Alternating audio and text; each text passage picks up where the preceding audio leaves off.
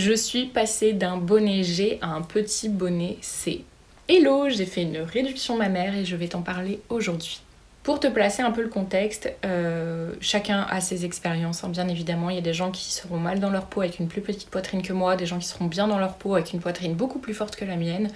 C'est chacun son expérience, là je te parle exclusivement de la mienne. Pour t'expliquer un petit peu, donc moi j'ai une poitrine qui a commencé à apparaître dès le CM2, donc j'ai eu un grand A, petit B dès le CM2, donc j'étais déjà très fortement en décalage avec mes camarades de classe, donc c'était un petit peu compliqué. J'avais déjà donc des personnes, très tôt en fait je me suis dit qu'il y avait un problème sociétal si tu veux qui allait graviter autour de mon corps, encore plus que juste être une femme entre guillemets.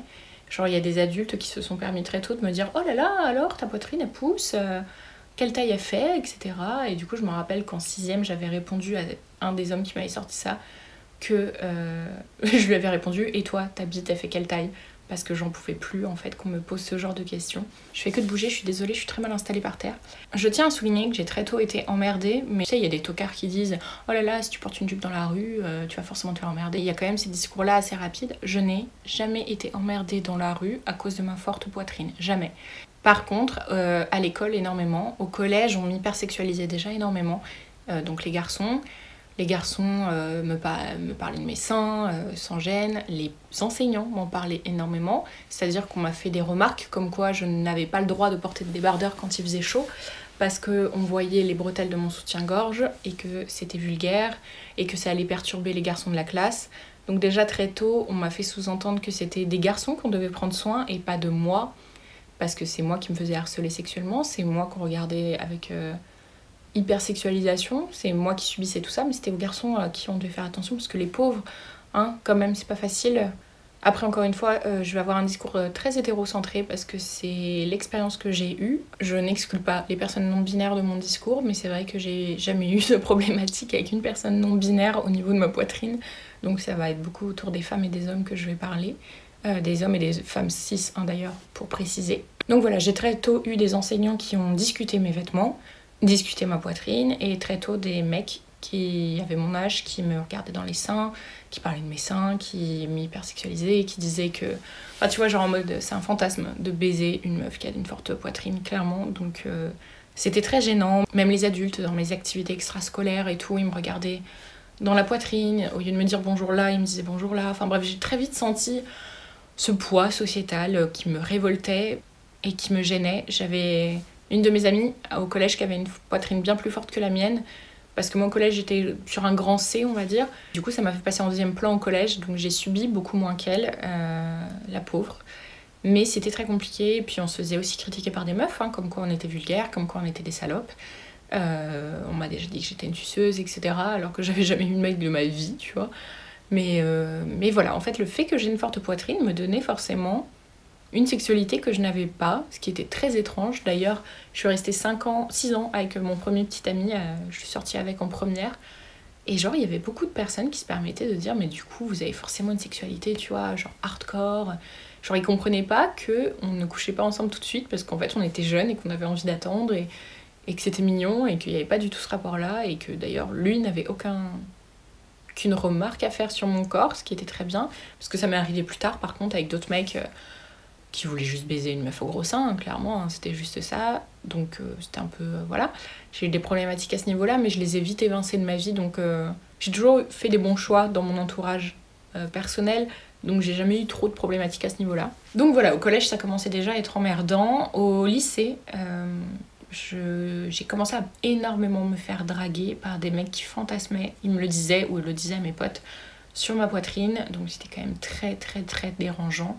Beaucoup de meufs qui étaient soi-disant mes potes. En fait, j'avais pas vraiment de potes au lycée, je l'ai déjà dit dans d'autres vidéos, mais il y a beaucoup de midis où je regardais les Simpsons dans les toilettes parce que en fait mes meilleurs amis étaient dans un autre lycée à 40 minutes et moi j'étais dans un groupe de potes qui me toléraient mais avec qui je n'étais pas amie en fait. J'avais 2 amies dans ce groupe, une de mes meilleures potes qui est toujours amie avec moi d'ailleurs à l'heure actuelle et mon meilleur ami que je ne vois plus. Mais les autres c'était vraiment des potes viteuf et ils se permettaient vraiment des... Enfin tu vois, dans tous les répertoires, j'étais renommée Alex Gros Sein, Alex Gros Boobs, j'étais Alex... Tu vois, genre j'étais présentée comme ma pote au gros sein, ou alors les gens étaient « Ah, c'est ta pote au gros sein », tu vois. C'était vraiment une normalisation de m'appeler de la sorte. Et c'était assez étrange parce que ça me créait pas du tout de complexe. J'ai eu énormément de complexes dans ma vie parce que mon corps est étrangement formé. J'ai des très fortes hanches, une taille très marquée. J'ai des mains énormes qui sont pas du tout féminines, si on peut employer ce mot-là. J'ai pendant très longtemps détesté mon nez que je trouvais énorme et jamais j'ai pensé à faire une rhinoplastie par exemple. Ça m'est jamais venu à l'esprit, pas que chacun fait ce qu'il veut avec son corps. Si tu veux faire une chirurgie esthétique parce que t'as un complexe, t'as tout à fait le droit et fais ce qui te fait kiffer. Mais moi, c'est pas ce que je voulais pour mon corps en tout cas. Donc en fait, j'étais bourrée de complexes parce que j'ai absolument pas aucune estime de moi, mais ça ne m'a jamais donné envie de pour autant modifier mon corps. Alors que la poitrine, très tôt, je me rappelle que dès le collège-lycée, je me disais... En fait, quand je m'imaginais dans ma tête nue, enfin, tu sais, mon schéma corporel est comme ça, mais mon image corporelle dans ma tête, je ne m'imaginais pas « Ah, je serais mieux avec une petite poitrine ». Non, l'image que j'avais de moi avait déjà une petite poitrine. C'est-à-dire que le vrai moi, entre guillemets, ne faisait pas cette taille-là de sein et avait des plus petits seins. C'était assez bizarre à dire. Et donc, très tôt, dès le lycée, je crois, j'ai commencé à réfléchir à faire une réduction mammaire. Mais tu sais, un peu... ça va, ça vient, et surtout je sais que je ne voulais pas que ce soit... En fait, donc c'est venu et c'est reparti, mais cette envie de faire une réduction mammaire, elle est surtout ressortie énormément après mes viols, donc en 2016-2017. Et je me rappelle que j'avais ce discours qui disait « Je n'ai pas envie de faire une réduction si c'est pour le regard des autres. » Je voulais vraiment que ce soit pour moi. Et du coup, c'est ça qui faisait que je décalais la chose, c'est que j'avais l'impression que c'était le regard des autres qui m'impactait et qui me donnait envie de faire cette réduction. Et je sais que j'étais vraiment révoltée contre la société. C'était vraiment pourquoi. Déjà en tant que femme, j'étais hyper sexualisée, je subissais le poids du patriarcat, etc. Enfin, tu vois, tout plein de trucs hyper gênants. Mais j'avais l'impression que ma poitrine, c'était encore un autre problème sociétal et systémique. Et j'étais vraiment révoltée contre ça. Je supportais pas l'idée que quand je rencontre quelqu'un, la personne commence par me dire bonjour là, ensuite ici, et ensuite me parle ici. C'était vraiment un schéma qui se répétait énormément. C'était toujours avec des mecs cis blancs, tout le temps, qui étaient dans mon environnement, qui gravitaient dans mon environnement, soit qui étaient des potes de potes, le copain de ma copine, donc ce qui était très gênant, le caissier, le mec avec qui je faisais du sport en dehors de l'école, mes enseignants, à la fac aussi, les enseignants de la fac énormément, les gens de ma promo en licence. Je crois que ça s'est arrêté après mon master, toutes les remarques dans mon entourage, vers mes 23-24 ans, parce qu'après j'ai eu un entourage très choisi, très ciblé. Mais avant, tu vois, genre les soirées de promo, j'étais la meuf au gros sein. Même, il y avait des meufs qui me croyaient pas, parce qu'en fait... à ce moment-là, je portais des vêtements très amples, alors ils me disaient non, c'est pas possible. Mais gars, en fait, il me fallait 4 mains pour faire le tour de ma poitrine. Si, en fait, je faisais un grand bonnet G, c'est pas du tout... c'était pas du tout faux, en fait. Enfin, genre, impossible. Et parce qu'en fait, j'ai eu vraiment 2 phases de vêtements. Quand j'étais au collège-lycée, je me sapais... Alors, au collège, je me sapais un peu en... Je mettais pas mal de jogging, mais avec des petits t-shirts un peu fantaisie quand même, tu vois, des trucs comme ça. Au lycée, j'ai commencé à m'habiller plus. Je mettais des jupes de Britney Spears avec des chemises blanches et des collants noirs que je trouvais moi-même. Et quand je suis arrivée en licence, je regardais beaucoup Pretty Little Liars à ce moment-là et j'adorais leur style vestimentaire. Du coup, j'ai commencé à m'habiller très sexy parce que je me sentais bien dans ma peau comme ça, avec des jupes très courtes. C'était très compliqué d'ailleurs parce que pour acheter une robe, par exemple, moi j'aimais avoir une robe courte, donc il me fallait du 34-36 parce que je fais 1m57. Mais avec ma poitrine, il fallait genre du 44-46, sinon ça ne passait pas. Donc c'était très compliqué de trouver des vêtements à ma taille. C'était vraiment très très chiant. Mais bref, j'avais cette phase où je mettais énormément de talons très hauts, 12-15 cm, des jupes très courtes, des décolletés très plongeants. J'ai très tôt arrêté de mettre des soutiens-gorge parce que je m'aimais comme ça. Et du coup, c'est vrai que j'avais un physique quand même très sexy. Et je me sentais bien dans ma peau, je me sentais vraiment bien dans ma peau.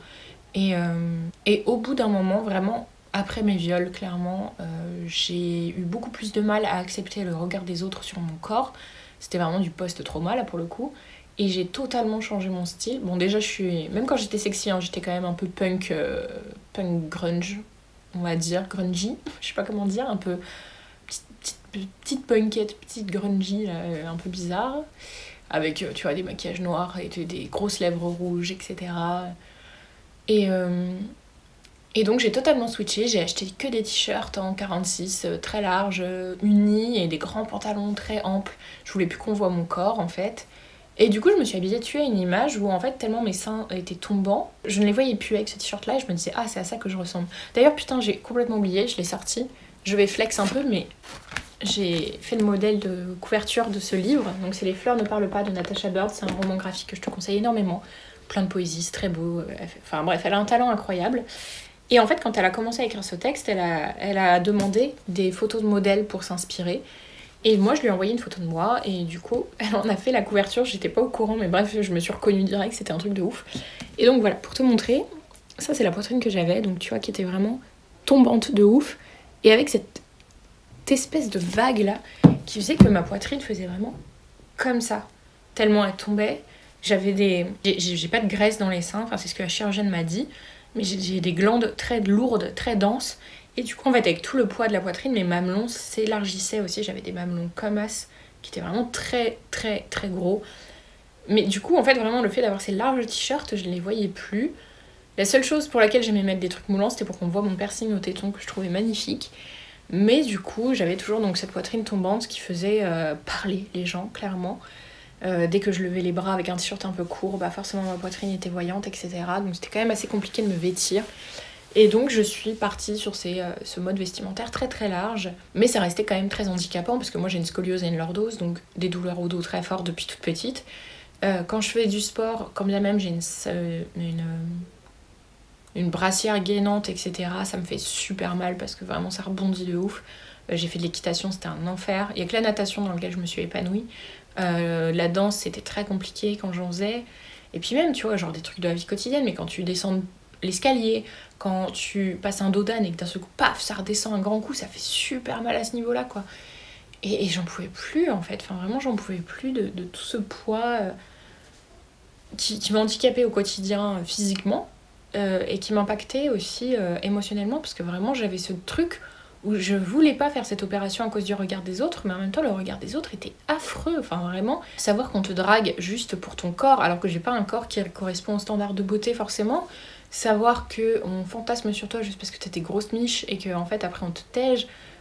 Savoir que même des potes de potes ou même des potes un peu vite veufs se permettent de te fixer la poitrine ou font des trucs hyper glauques avec ça, enfin ça craint de ouf. Moi j'en pouvais plus d'être renommée Alex Grossein, d'être présentée, tiens c'est ma pote au Grossein, tiens c'est celle, ou alors pire, tu vois, des gens que je connaissais pas et qui venaient me voir et me disaient ah c'est toi la meuf au Grossein dont on m'a parlé machin.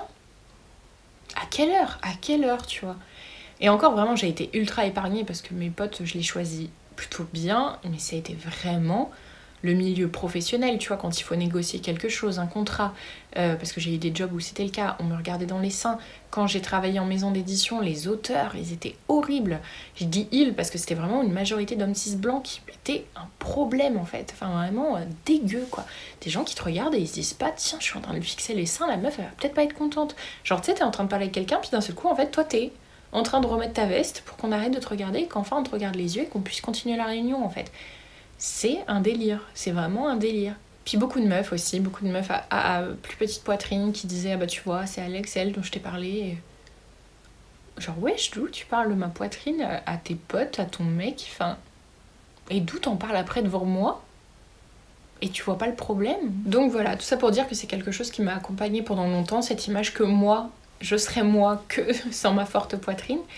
Cette idée que je ne ferais pas refaire mon nez, mes hanches ou que sais-je, parce que je m'en fiche, même si je déteste mon corps et que je me sens très mal dedans, c'est pas ce que j'ai envie pour lui. C'est pas la solution qui me conviendrait, on va dire, mais ça, c'était vraiment... ouais, dès fin collège, début lycée. Après, j'ai eu mon premier petit ami qui m'a fait vraiment me sentir très bien dans ma peau, donc ça, c'était un peu parti. Et ensuite, mes autres copains, par contre, ont été vraiment des hommes odieux, clairement. Enfin, c'est des personnes contre qui j'ai porté plainte, des personnes à qui je parle plus, des personnes qui sont bloquées de partout, et qui m'ont fait sentir, tu vois, ce poids de la poitrine qui les faisait fantasmer de manière dégueulasse, et pas de manière consentie de ma part.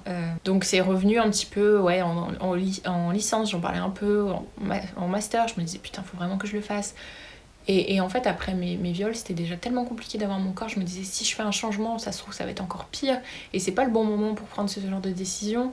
Et en même temps, moi, je prenais toujours des décisions sur le coup. Donc, ça me ressemblait pas de réfléchir autant. Donc, je me disais, si je réfléchis, c'est que c'est pas pour moi.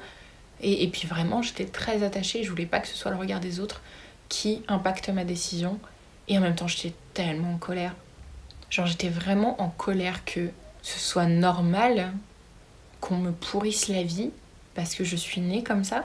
Déjà qu'on me pourrisse la vie parce que je suis une femme, mais qu'en plus on me pourrisse la vie parce que mon corps a décidé d'avoir une excroissance que je n'ai pas demandé. Enfin, c'était terrifiant, quoi.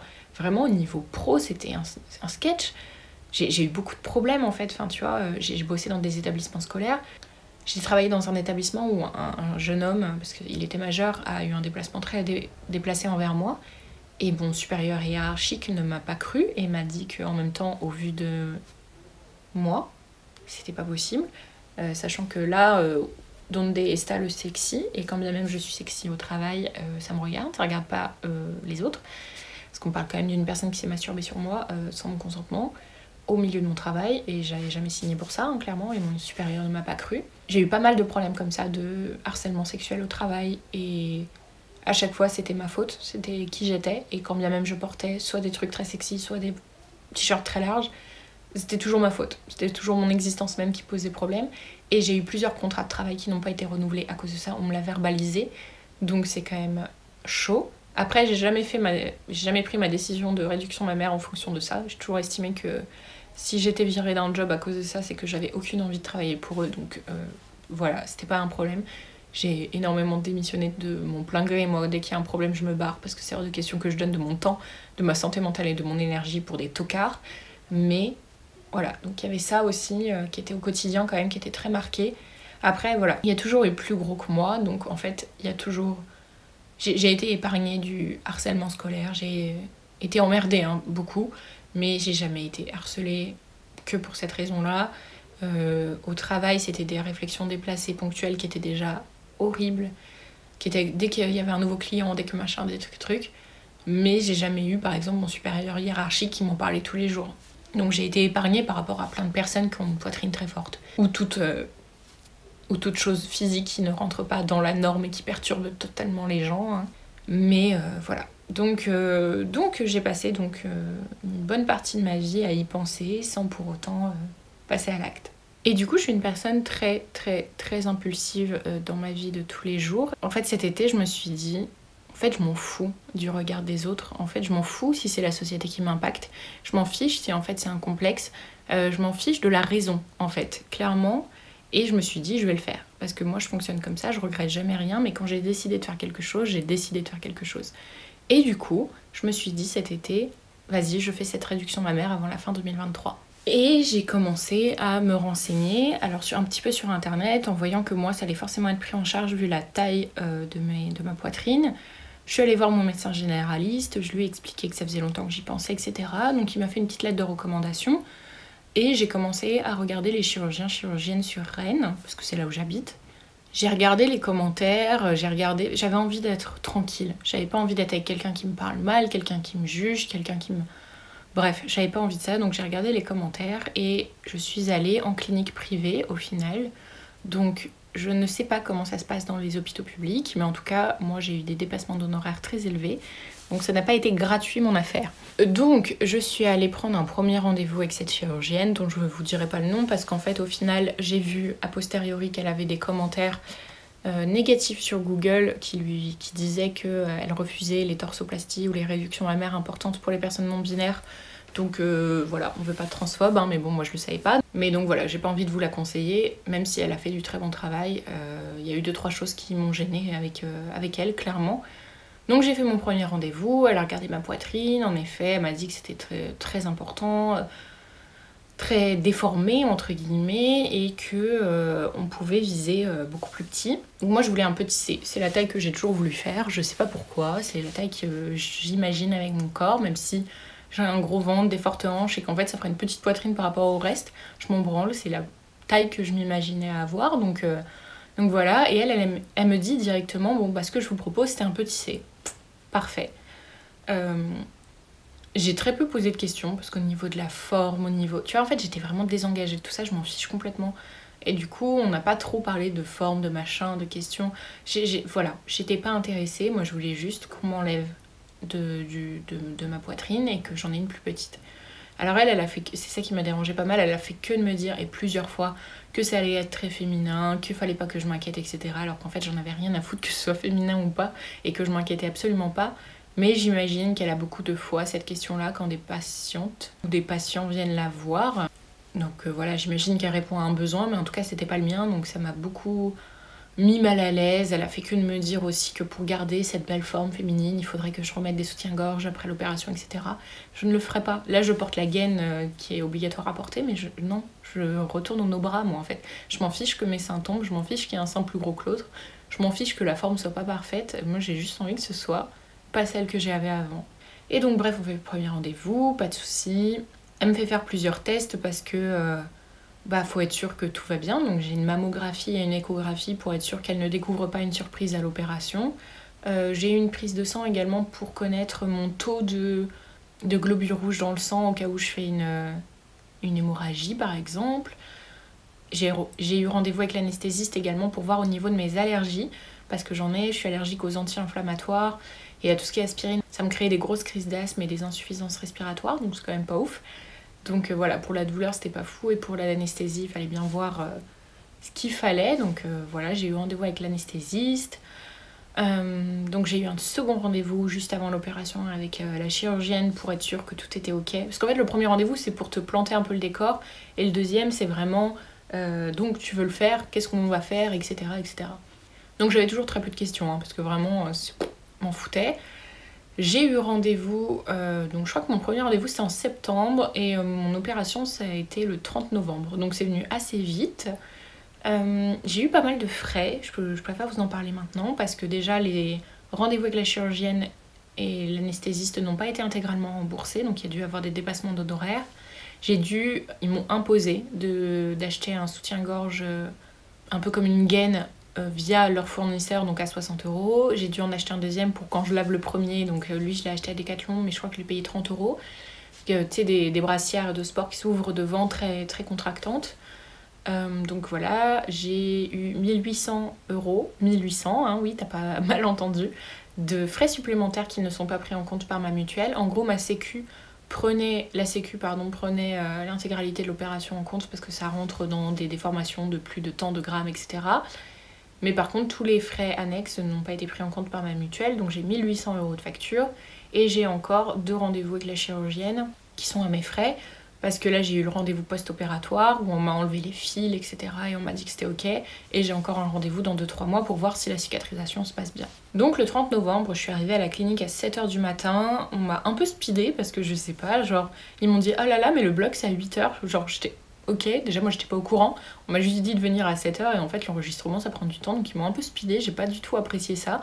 Et par contre, en même temps, ça m'a empêchée de stresser. Donc ça, je suis contente. Parce que je déteste les hôpitaux, j'ai vu plein de mes proches mourir, c'est vraiment pas un endroit où je me sens bien. Et je déteste l'ennui et je me voyais déjà poireauter dans les couloirs comme j'ai eu pour d'autres opérations. Donc j'anticipais un peu ça, la flemme de ça en fait. Et du coup j'ai très vite été embarquée, très vite été endormie. Donc je sais pas, rien de spécial s'est passé. On m'a opérée, on m'a enlevé 480 d'un côté, ou 460, j'ai un doute, et 520 de l'autre. Et parce qu'en fait j'avais un sein plus dense que l'autre, pas forcément plus gros mais plus dense en fait, il y avait des glandes beaucoup plus lourdes.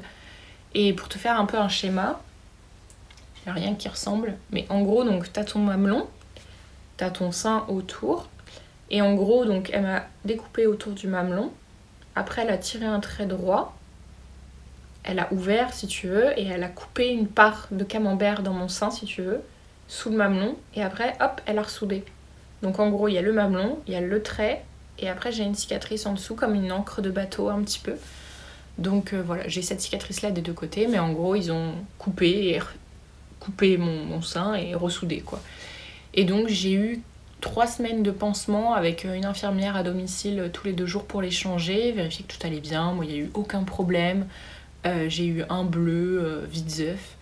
On m'a retiré les drains à l'hôpital. Normalement, ça devait être l'infirmière, mais en fait, je saignais tellement peu. Les drains, c'est des longs fils que tu as à l'intérieur pour aspirer le sang pour éviter que tu aies des œdèmes. C'est dégueulasse quand il l'enlève, ça fait pas mal, mais c'est vraiment genre comme un ver solitaire quand on enlève, ça me dégoûtait. Mais bref, on me l'a enlevé à l'hôpital. L'hôpital, j'y suis restée qu'une nuit d'ailleurs. Ça aurait pu être en ambulatoire si j'avais insisté, et logiquement ça aurait dû être de nuit, mais j'avais un salon du livre. Du coup je leur ai demandé qu'une nuit, et j'ai pris l'infirmière au lieu du salon du livre la première journée, donc à son cabinet. Et je suis arrivée un peu en retard au salon du livre, mais bon c'est pas grave. Donc bref, j'ai eu ces changements de pansement tous les 2 jours pendant 3 semaines. Et après je suis allée donc chez la chirurgienne hier pour qu'elle check que tout aille bien. Elle m'a enlevé les fils, j'en avais 2 de chaque côté à enlever, enfin 2 nœuds à défaire de chaque côté, donc c'était pas hyper agréable mais ça a été. J'ai encore mal à l'endroit où j'ai eu la perfusion, mais elle m'a dit que c'était normal, j'avais un petit œdème à l'intérieur, bon bah voilà, faut attendre que ça passe. Et maintenant pendant 6 mois j'ai une crème cicatrisante à appliquer sur mes cicatrices et à masser très fort pour éviter qu'elles soient trop voyantes. Bon ça encore une fois moi j'en ai rien à battre, mais bon, si ça aide à la cicatrisation en plus je vais le faire, mais je m'en fiche un peu qu'elle soit voyante. Et en plus elle m'a conseillé si besoin des pansements au silicone pour aider à la cicatrisation, donc ça c'est pareil, je sais pas si je vais en acheter. Elle m'a dit que c'était pas mal si c'était inflammé pour réduire un peu ça, si ma cicatrice devenait un peu rouge. Elle m'a dit que ça coûtait 50 € les 3 pansements en pharmacie. Sinon il y avait 30 € les 3 mètres sur Amazon, même si je suis pas fan d'Amazon, si j'en ai besoin je sens que je vais devoir passer par là parce que je n'ai pas les moyens d'acheter 600 € de pansement clairement. Mais donc voilà, au niveau douleur j'ai eu très mal en sortant de l'opération, enfin très mal, c'était largement supportable hein, mais moi j'ai eu mal on va dire, et comme je suis allergique aux anti-inflammatoires c'était un peu compliqué, avec du Doliprane ça fait pas tout, donc ils m'ont mis une fois de la morphine, voilà, donc j'ai eu quand même pas mal, j'étais alitée en plus donc je devais pisser dans une bassine, enfin, c'était super chiant. Ils ont oublié que j'étais végétarienne donc j'ai eu des bolognaises que j'ai pas pu bouffer, enfin bref une tannée. Et je suis sortie le lendemain matin, j'avais un peu mal mais ça a été, et la douleur a fait que de descendre. Disons qu'en fait ce qui est problématique c'est certains mouvements, par exemple j'arrive pas à m'attacher en voiture, j'arrive pas à ouvrir des portes lourdes, je n'ai pas le droit de porter des charges également, donc pendant 6 semaines, je n'ai pas le droit de faire du sport pendant 6 semaines, je n'ai pas le droit de conduire pendant 6 semaines, donc c'est un peu contraignant, faut quand même voir au niveau de son planning si c'est possible ou faisable. J'ai eu 15 jours d'arrêt mais j'aurais pu ne pas en avoir, c'est juste que je travaillais en IME avec des jeunes et ça m'arrivait souvent de me faire taper, c'est pas le mot, mais bousculer et tout, donc elle m'a mis un arrêt pour mon stage pour éviter ça, mais j'ai continué d'aller en cours, j'ai fait mes partiels, enfin bref, aucun problème. Et donc là j'ai 6 semaines de soutien-gorge gainant, donc là j'en ai fait la moitié, donc je l'enlève dans 3 semaines, j'ai un peu hâte parce que là faut le porter nuit et jour, limite sous la douche et tout, enfin bref c'est quand même... Pour quelqu'un qui a fait pas de soutif pendant des années, là c'est un peu pénible, mais j'entends. J'ai pas regardé ma poitrine pendant les soins, là je l'ai regardé pour la première fois hier, maintenant que les fils sont enlevés et tout, donc il y a encore pas mal de petites rougeurs, les cicatrices elles sont pas belles, etc. Donc c'est un peu perturbant. Même le fait de voir une nouvelle forme, c'est exactement comme ça que j'imaginais mon corps, mais il faut s'y adapter aussi. Disons qu'au niveau mouvance, etc., je me sens hyper à l'aise. Mais le voir c'est encore différent, donc ça il faut que je m'adapte. Elle m'a aussi prescrit du kiné au cas où j'étais bloquée au niveau des épaules, parce qu'il y a des personnes qui se crispent énormément en fait après l'opération. Moi c'est pas mon cas, mais elle me l'a prescrit au cas où. Elle m'a prescrit aussi des soins drainants, lymphatique, drainage lymphatique pour faire mes massages si j'arrive pas à me les faire moi-même, avec le kiné encore une fois. Donc voilà, plein de petites choses, ça va que je vis pas toute seule, mais sinon je me serais adaptée, mais c'est pas évident. Là je vais à Disneyland dans 3 jours, donc le train de la mine, je sens qu'il va me passer sous le nez. Mais hormis ça, enfin voilà, je porte juste pas, je conduis pas, c'est un peu chiant parce que je suis très autonome comme meuf, mais bon, on s'adapte. On est venu me conduire à Tours, on m'a porté mes affaires, enfin bref, je suis bien entourée, donc ça n'a pas été un problème. Et surtout... bah en fait ça vaut le coup parce que maintenant ça y est, je suis moi en fait. Tu vois, genre ce pull on me l'a offert à mon anniversaire parce que je l'ai demandé pour mes 30 ans. J'ai le même avec un autre motif. Et en fait, tu vois, ma poitrine dépassait. Pour te dire à quel point elle tombait, elle dépassait en dessous. Donc moi j'ai demandé cette taille parce que je savais que j'allais me faire opérer, et mes proches aussi. Mais je ne pouvais pas le porter de suite parce que ma poitrine dépassait. Donc quand même... Tu vois, mon nombril est là, donc ça m'arrivait quasiment au nombril, c'est pas du tout gérable. Alors que maintenant, ma poitrine, elle est quand même à ce niveau-là. Je te ferai peut-être voir une vidéo avant-après pour que tu vois un peu la différence, mais voilà. Après, ça reste une poitrine quand même pas plate non plus. Là, elle est très compressée par le soutien-gorge gainant, mais c'est pas une petite poitrine non plus. Moi, je me sens bien comme ça, je me sens... à l'aise dans ma peau. J'aurais pu demander plus petit encore parce que moi j'aurais aimé, vraiment je trouve ça magnifique, mais ça c'est des choix purement esthétiques, mais le quasiment pas de poitrine, je trouve ça très très beau, mais mais ça aurait peut-être fait un changement un peu brutal et en même temps en fait je trouve ça très très beau, tu vois, mais encore une fois c'est pas moi. Là le petit C, j'ai l'impression que c'est moi, donc voilà, je suis très contente.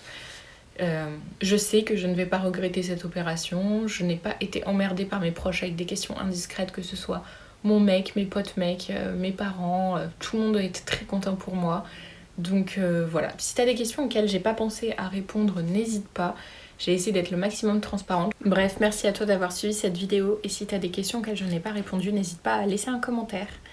Et nous, on se voit bientôt dans une prochaine vidéo. Bisous!